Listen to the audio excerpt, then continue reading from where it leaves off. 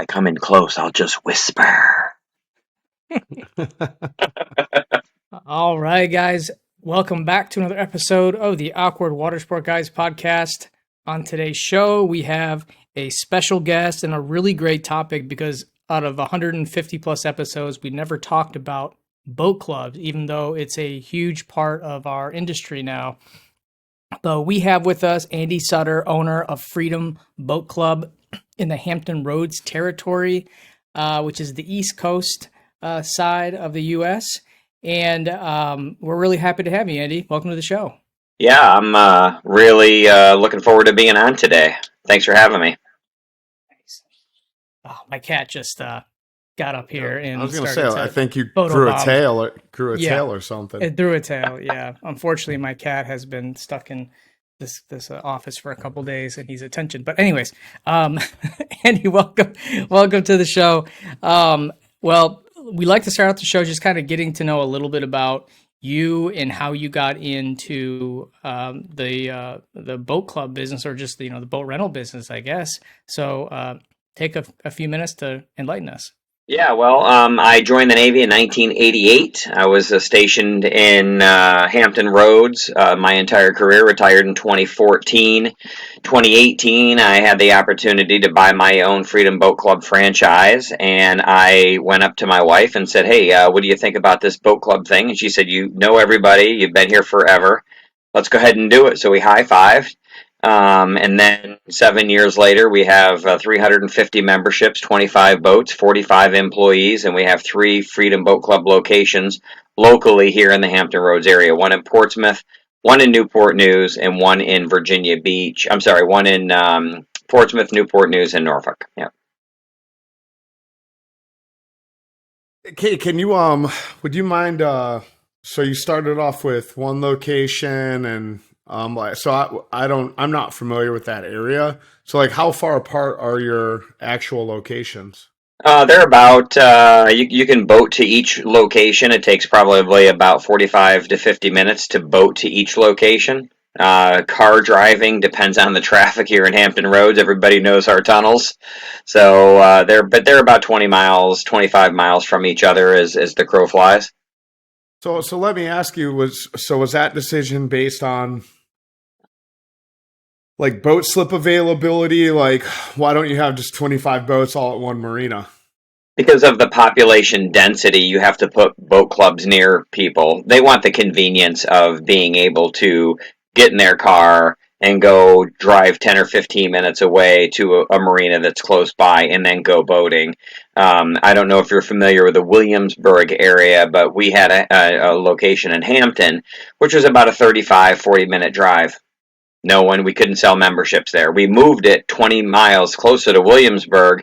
I'm selling memberships like hotcakes now. So there's 100 Freedom Boat Clubs in Florida. Some of the territories are literally a zip code, and they are sitting on top of each other. And so our parent company, Brunswick, did a lot of research, and they found that you, as a boat club member, you're not going to want to drive more than 30 minutes to a location.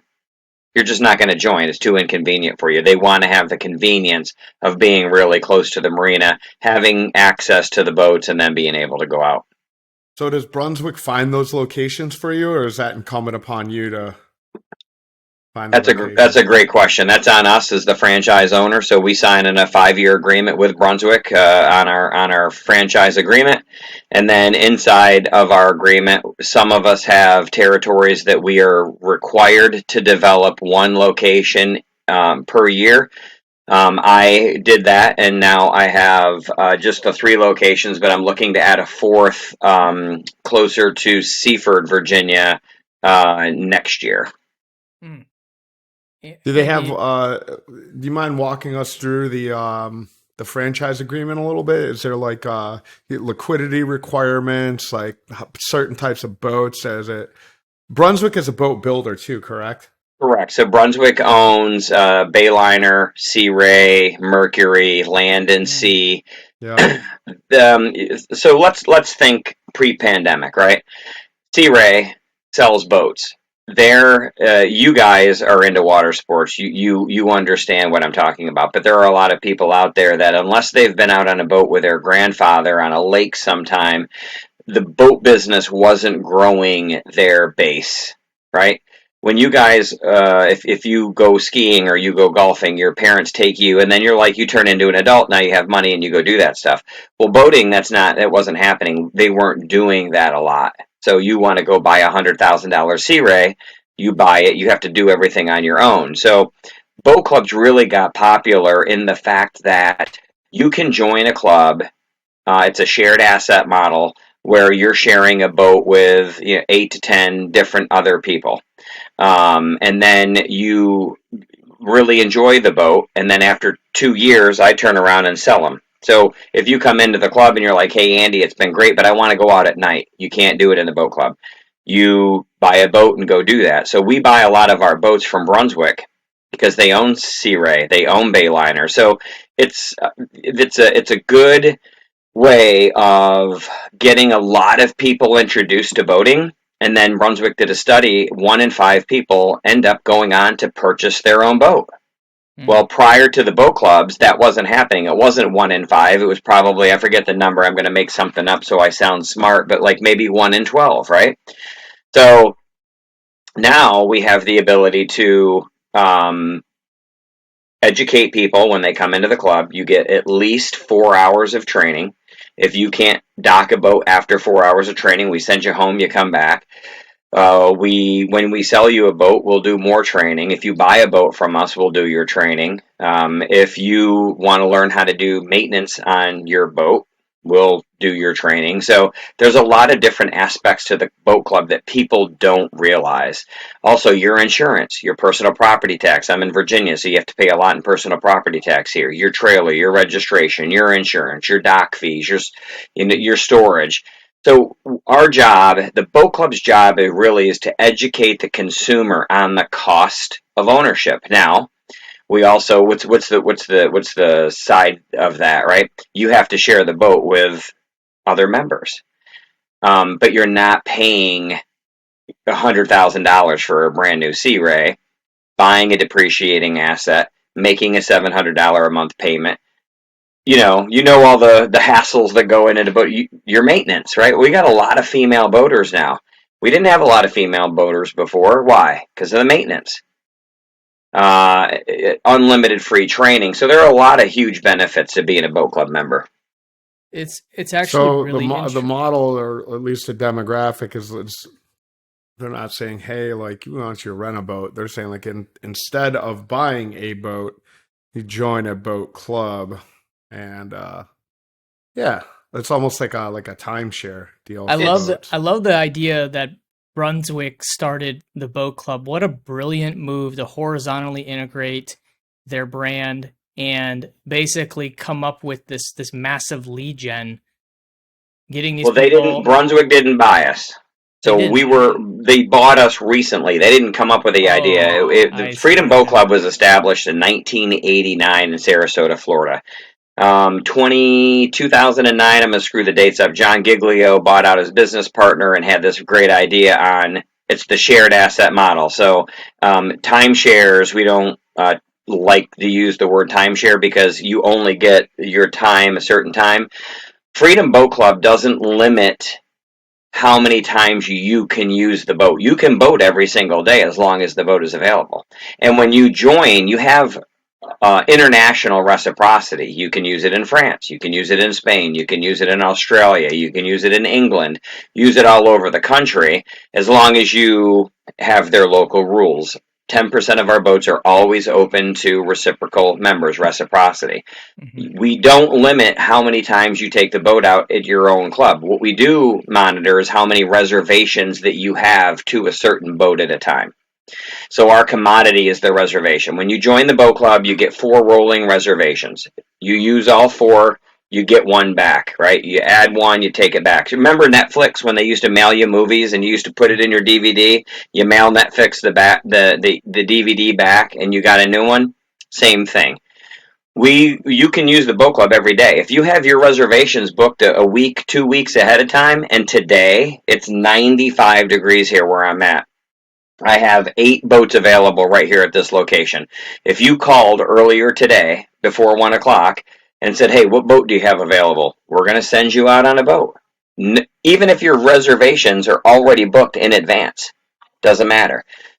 So for the entry fee to take care of buying the boat, your insurance, all of your training, put you on, I said insurance, all the rest of that stuff, and then your monthly fee, you have unlimited access at your home club, and then 4 usages at every other club in the world. So there's 400 clubs. So 4 times 4, 1,600 usages a year in reciprocity. You can't boat that much. There's just not enough time. So that's really the benefit of being a boat club member. And keep in mind, we buy and sell our boats every 3 years. So we just brought in 7 new boats this year. So you join, you use the club. Hey, this is great, this is great, this is great. I sell some boats off, bring some new boats in next year. And then you get new boats. If you bought your own, you would have that one for 10 years. We're constantly rolling our fleet over. Is it a trend in the industry, just in the greater like boating manufacturing industry, for people to join clubs rather than to buy boats? Because personally, for me, I mean, I might own something small like a pontoon boat, but if I wanted to buy a center console, if I had a boat club nearby, that would be by far my choice. Just because the maintenance, and I don't use it enough to want to buy it. But is there a bigger trend in people preferring boat clubs? We're seeing more people, especially since the pandemic, joining boat clubs, and it's happening internationally. So Brunswick is opening up. Australia, Indonesia, those are the territories that are going to come on. They're also opening up lakes throughout the United States. So if people listening to the podcast want to get into franchising and they live in a lake in wherever, Texas or Mississippi or wherever, land of 1,000 lakes up in Minnesota, call out to Freedom Boat Club and see if there are territories available. But to answer your question, we're seeing a lot of people come over to Freedom Boat Club. Because of exactly what you said. Also, right across the water from me today, there's skyscrapers, and people are moving into these buildings, residents. They don't have any place to store their vessel. Mm-hmm. They don't want to deal with the maintenance, the insurance, this and that. So you're paying a service. Now, do we fit every pocketbook? Absolutely not. You have to have some disposable income. But if you're looking to purchase a boat and you've never had experience, we tell people, join the boat club. Try it for a couple of years. If it's great, then buy one of our boats or go out and buy your own. We'll teach you how to do it. But that's kind of where the boat club model is right now. So what's it cost on the consumer side? So for where we are at in Hampton Roads, the Freedom Plan, we have different plans, but the main plans are the Freedom Plan is $5,000 to join. We have a local plan, which is $4,000 to join, and we have a weekday plan, which is $3,000 to join. And then it's $415 a month for the Freedom, and then $330 a month for the weekday and for the local plan. And the difference between the plans are how many reservations that you get in your reciprocity. So the Freedom Plan, people join, you get 4 rolling reservations, 2 of which are for the weekend, and our weekends are split in half days. So 8:30 in the morning until 1:30 or 2:30 until 30 minutes before sunset. If you have 2 rolling reservations, you can have the boat all day. If you have 1, you can use that reservation and spread it out. Like if you want to go boating this Saturday morning, and then in 2 weeks, you want a Sunday afternoon, you put your reservations in. Once you use the reservation, you get it back. You can then rebook for the weekend. Mm-hmm.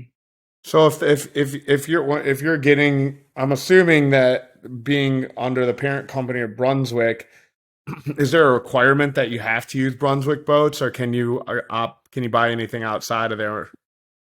Yeah, to answer your question from earlier, sorry, I should have written it down. So we buy most of the boats that we buy are Brunswick boats, but we also buy Hurricane, which is not a Brunswick band.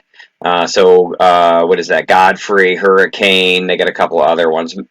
We also deal with Cobia, which is Maverick, and I think they just bought Malibu. Let's see, what else can we get? We get a lot of Bayliners. Oh, we get Tahoe. Oh, Regal. Regal's a partner with us. I'm looking outside to see what boats have out there. So we do have different boat brands that we can get, but we are highly encouraged, and I wouldn't say we're incentivized to buy more Brunswick boats, but it is a lot easier dealing with our own factories and the paperwork and stuff like that. But it's a really good process for the boat club. Do they incentivize you via like interest rates? I mean, because I would assume that might be why there's a spike right now, because the interest rate on recreational vehicles is so high. I mean, high on everything, but especially high on recreational vehicles. Do they incentivize you, or do you guys get any kind of like break if you're going through them on the? No, No. you're eating the 10-12% or whatever it is. Yeah, right now I'm at 10.75% on a lot of my boats right now. I just had a meeting just before we started the podcast. I was working with some emails to one of the local banks to try to refinance my boats from 10.75 to 8.35% just to free up some cash flow. Yeah, so do they have any like recommendations on that? Like, because I mean, obviously it's, I mean, going to be more profitable on your end if you guys are buying these cash versus, especially flipping them every 3 years. Like, I imagine like there's a little bit of pain there on like losing that amount of you lose so much depreciation on the first years. I mean, do you guys buy used, or all new? We buy new. Yeah, we buy new. During the pandemic, the factories couldn't get us boats, so we were going out and buying full blown retail, and everybody couldn't. No one could get boats. Right now, the factories have caught up. I think I talked to one of my distributors at Maverick, and he said, "Well, we see the light at the end of the tunnel, and at least this time it's not a train coming to hit us because no one could actually get boats." But the interest rates, Brunswick is working with Wells Fargo, and they are putting a division together for BAC. It's called Brunswick Acceptance Corporation, which is going to be a division of Brunswick through Wells Fargo that's going to be able to help us get better financing terms. We do buy the boats at dealer cost. So if you were a boat dealer and you were paying $75,000 for a Sea Ray and marketing it up to $105,000, that's what we buy them for, right around the dealer price. And then we finance the boats ourselves, so we have our own financing. So when I started, it was my IRA, my second mortgage, and I borrowed $100,000 from my wife's dad and went, "Hey, we're going to get into this boat business," So yeah, the old friends and family loans, man. Yes, that's exactly right. The ones the banks don't know about. They're like, "Where are you getting your money?" Be like, "None of your business." Andy, I'm sure this question has been brought up a time or two, but why not just rent the boats instead of the boat club? And what's your competition? Is it the rental companies, or is it boat ownership is your competition? It's first of all very very well thought out question. We do have competition. We have the other boat club, Carefree Boat Club, in the market. They used to be a Freedom, and then a bunch of franchise owners decided to split away from Freedom, and they started Carefree years ago. So that's probably the next largest, and then there's some other smaller boat clubs that are popping up around the area. But the benefit, to answer your question, the benefit of being a boat club member to then renting a boat is you can use the boat unlimited times for $330 a month on a local plan. You get your free unlimited training, your insurance, all of that stuff is covered there. If you go to rent a boat, I can tell you right now, you're going to rent a pontoon boat at Lenhaven. It's got a 115 horsepower motor on the back, and you're going to pay $800 for a day. So if you decide that you want to rent, that's great. but you're going to take out a beat up pontoon boat with torn up seats. We've all rented boats. We've all gone on vacation and rented a boat. You get a piece of junk. Everybody goes out. Your buddies chip in. You drink. Whoa. Take it down a notch here, man. Maybe your buddies don't chip in. No, they don't get a piece of junk. I rent boats, man. They don't get a piece of junk from me, man. I mean, maybe. Sometimes they might. We know the ones, Kevin. I went to Lake Travis one year, and my cousin Becky rented a boat, and at the time, this is 10 years ago, she paid like $800 10 years ago, and we got this boat, and we had to put our towels down over the seats because they were all torn up, and I was like, holy cow. But so we have some Freedom Boat Clubs that do operate a rental business as well, because there are people that don't want to become a boat club member. They don't want the training. They don't want to learn how to drive the boat. They don't want the responsibility. They want to, rent a boat from the rental business, and if they run it into the dock and they return it bent up, then that's okay. If they damage our boats, they got to pay for them. So, Carefree just got acquired by a company here in Florida called Jet Ride. Yep. We're very familiar with Jet Ride and Carefree.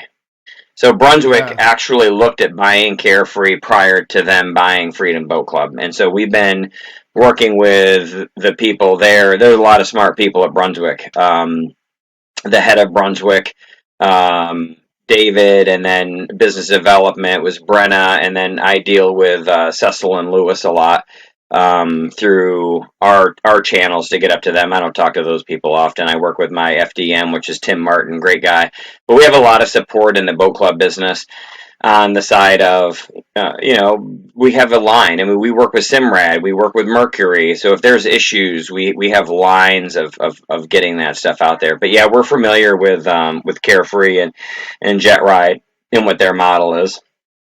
You know what I've noticed, Kevin, that you're seeing manufacturers buying technology, or they're just horizontally integrating into the boating space, like Geico, that sells boat insurance, has ownership interest in Boat Setter, and you have Suntex Marinas that they have some ownership into Boat Setter, and it's like Yanmar Marine has ownership in Get My Boat.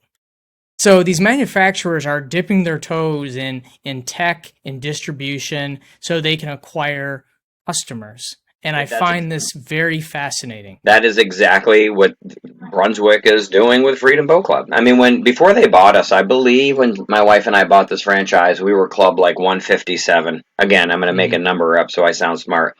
But there were only, let's say, 160 clubs at that time. There are 420 now. Yeah. I mean, that was 6 years ago.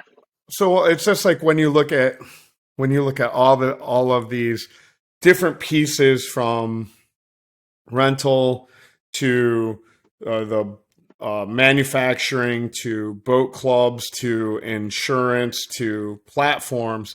Like when you look at each individual piece, when they're operating independent of one another, none of them have a ton of interesting bottom line revenue because they're all feeding off of one another. So if you like right now, you have boat dealerships that just have inventory rotting on the lot that they're paying a floor plan on, that they need to dump because right now the interest payments on their floor plan is killing them.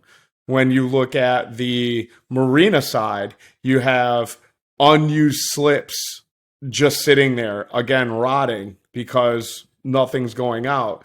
When you look at a boat, a boat club, I have no idea what the breakage is on it, but like the model, it seems like is great because it's the one thing that has MRR built into it, or monthly recurring revenue. So it's like if the boats aren't going out as a boat club owner, you're probably like, great. Yeah, I love them. Yeah, I love the members that join the boat club, and year 3, we forget who they are, but their payments still come in every single month, right?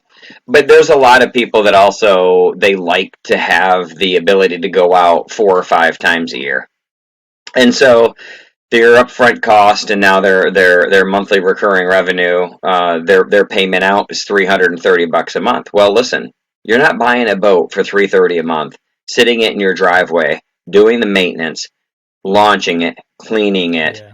You show up to the dock and you guys say, "Hey, Andy, I got a cooler in the car. Can you go get it?" And the dock staff goes out and they load it into a cart and bring it down to the boat and load it for you. If you want additional training, you just have to call our local location and we'll put you in a boat and we'll give you docking training. We do advanced offshore training, use of a spring line, how to anchor Mm. correctly. I'm a retired Navy senior chief. I'm a service disabled, veteran owned small business. I spent 26 years in the Navy. I've got 5 tours to Iraq. I've reached the highest level of education in the United States military as a master training specialist. I taught people how to fly Navy hovercraft. That's what I did for a long time. And then I bought the boat club. And so I have a very high level of integrity. You Google my name, my cell phone will come up. I'm on different boards here locally in the Mm. area, and I don't run a shitty business. And I can tell you that my experience with the military and the training, I put a huge. Um, it's part of my business, right? If you don't know how to drive the boat, we're not going to sign you off. And all my training captains, some are retired Navy guys, we're Mhm. not going to sign you off. We're going to send you home, and you're going to come back, and you're going to be like, "Oh, but I want to take the boat out this weekend." Well, you can't because you don't know how to drive safely. And I'm not going to put you out on the water because then I'm doing a disservice not only to them as our clients, but I'm also Mhm. doing a disservice to everybody else out there operating in a boat. And we GPS track all of our boats because if you get lost, we know where you're at. We Mhm. also have a thing in place that if you don't know how to dock the boat, the dock staff can literally just put it in, like chat, like a Slack thing.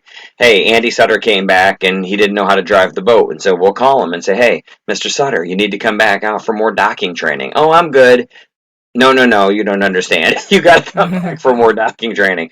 Because in the shared asset model, if you guys are trying to take a boat out and you run, you run aground or you damage it and I've got to take it out of the system, now I've got to cancel some reservations till that boat gets fixed and now we have unhappy customers. So we don't want that. We want to make sure that our operators care about the boat club and are very, very well trained.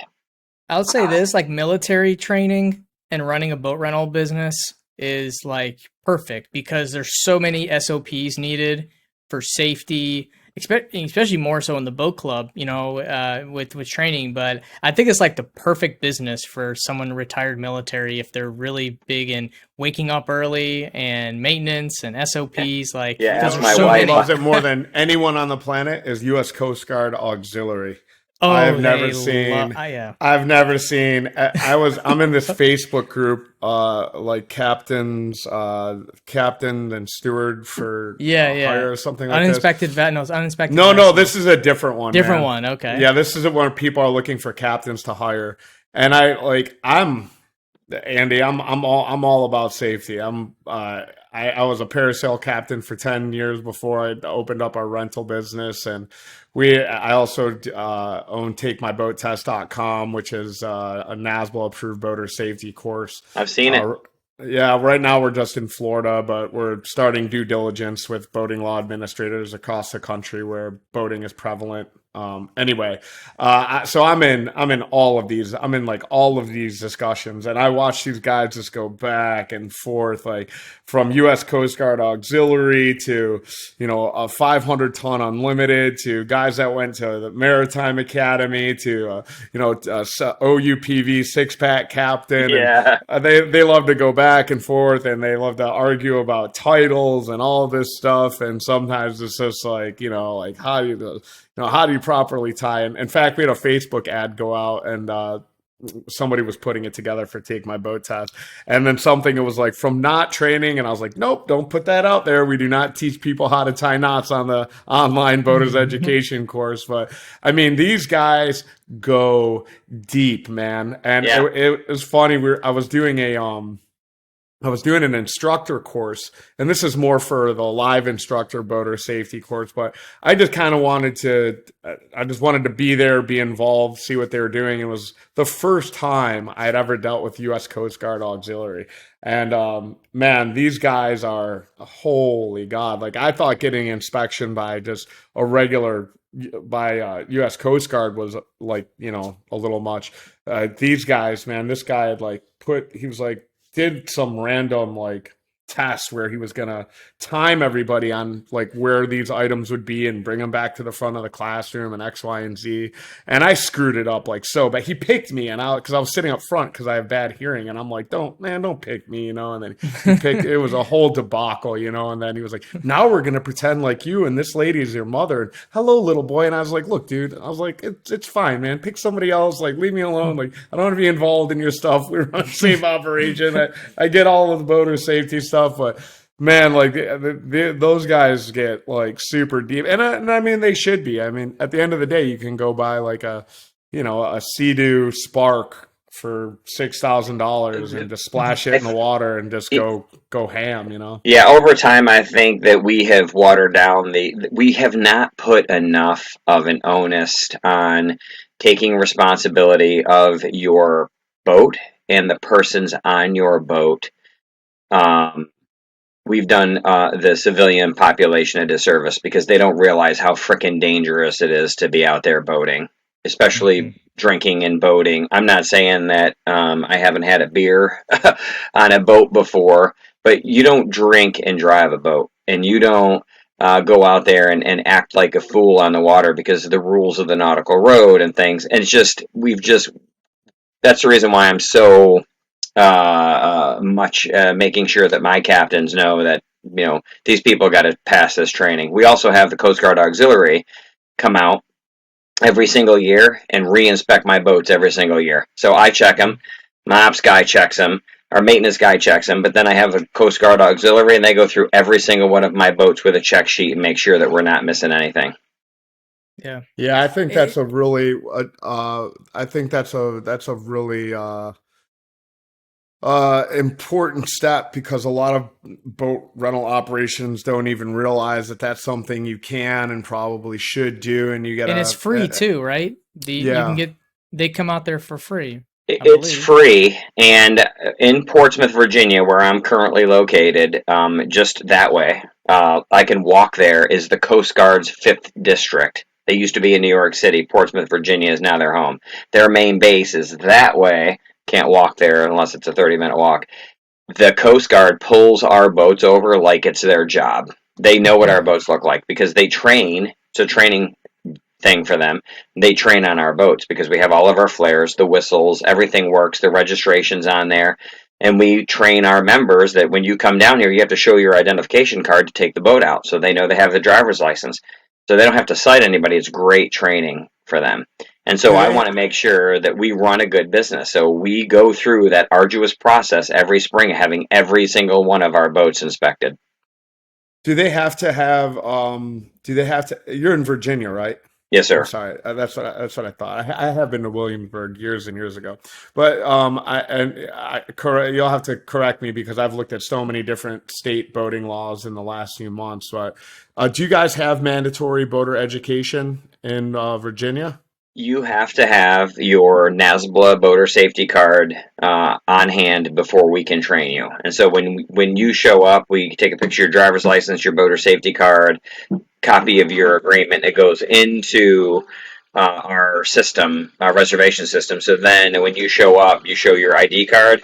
Because John Smith and John Smith and John Smith, right, show up and say, hey, I'm John Smith, and then you don't have your right ID. People have let their friends take their boats out and just say, hey, I just tell them I'm Andy Sutter. They don't check your ID. We check your ID because we want to make sure that you don't have age requirements for boat safety education, or do you have phase? Or do you have a phase? To be a member of the club to operate us, our insurance is Chubb. and Brown services the Chubb Insurance.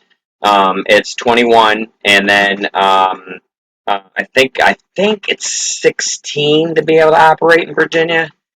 With education. Yes, sir. Yeah.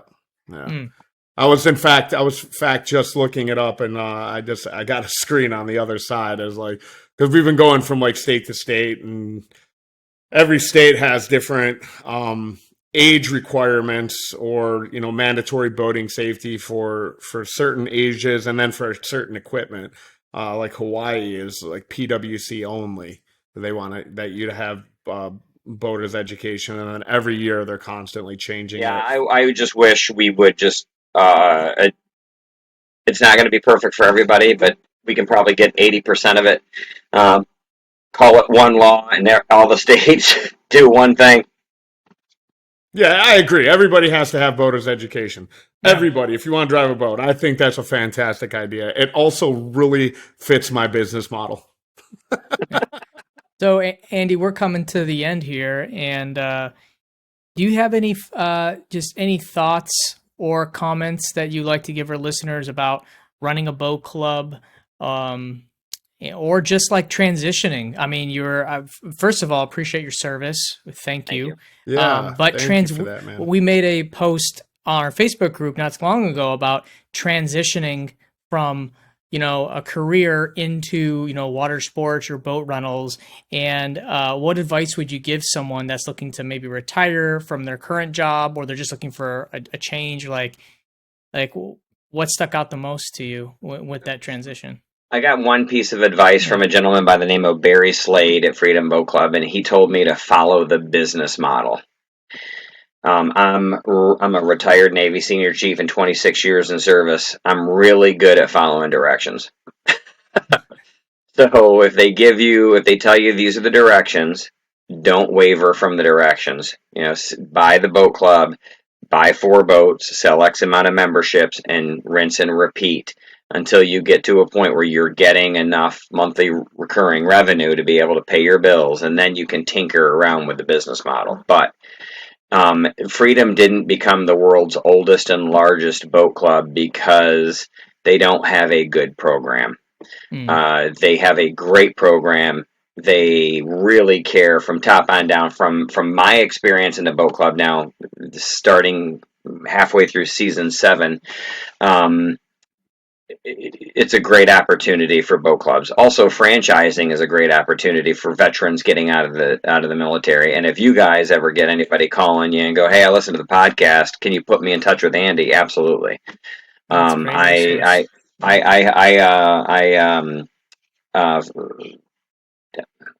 teach people how to run their businesses. I network.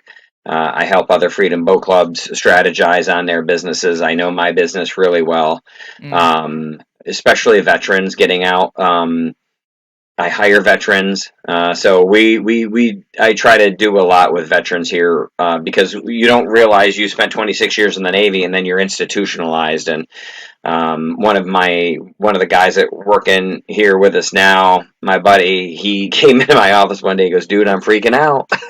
I'm like, "What's wrong?" He goes, "I don't know what to do," because we go up putting our uniforms on every single day. And I remember my wife. One day I had gotten dressed and I came out of the bedroom and she looked at me and she went, "Go change." I was like, "What?" She goes, "That doesn't match." So it's a huge adjustment period because you get on ships and you go to Iraq and you come back and you have this routine, and now you're 40 years old. You've served your country since you were, you're 40 plus. You've been in since you were 18. The only thing that you know is the same thing every single day.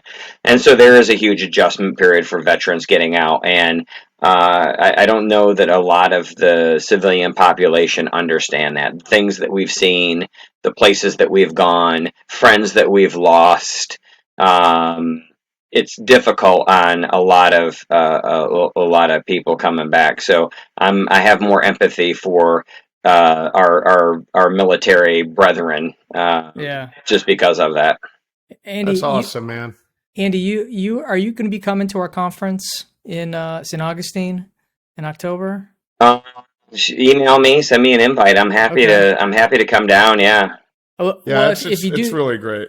If you do decide, we do a conference every year. We bring people through our water sport community all throughout the country. They're marina operators, boat rental operators, boat tour operators. So a lot of people in our same space. But if you do come, I'd like to invite you as a host in one of our smaller sessions about transitioning into this business. I think you would be a good. Yeah, I would love it. I sit on boards. Yeah, I can do that. Lead a conversation, because there are some operators that will be there that potentially could be getting into our industry, or they've been in it for a little while and maybe just need some guidance. And I think you would be just a really great mentor to some of the younger operators too that might have not necessarily been in the military, but they're in another job, and then because I can't believe how many people have literally just left their careers and bought a boat and started running tours, and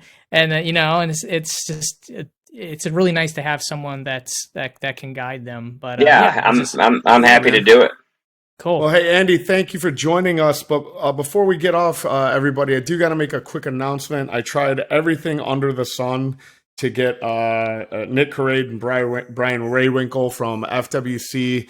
They are doing their annual national NASBA's dry water operation, which is an effort that NASBA does every year to increase awareness for boating under the influence. They will actually be doing that here at U.S. Coast Guard Destin, July 4th through 6th.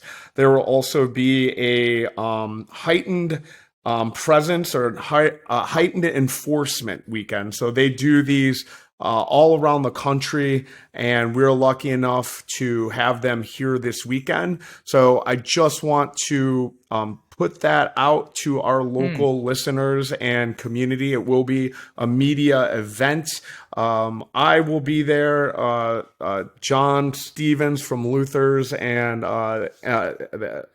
Safe Boating Safe Boating Council as well, and a newly, I don't know what it is, ordained, voted in Destin City Commissioner.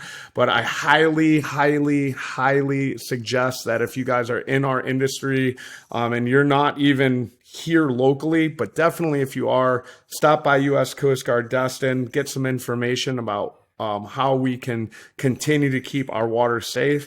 And just as I want to again highlight the fact that there will be a heightened activity from U.S. Coast Guard, Okaloosa County Sheriff, FWC. So we know, as Andy kind of mentioned and alluded to earlier, everybody loves to go out, have a couple drinks, and it is synonymous with the recreational boating community to have a couple beers and drive a boat. But keep in mind, Florida is 0.008. And if you guys have boats out there on the water, July 4th weekend, they are going to be out there in force. So make sure your customers are doing the right thing, and swing on by and say hi to FWC and U.S. Coast Guard so they know that you are doing the right thing. Again, that is January 4th through the 6th at U.S. Coast Guard Destin.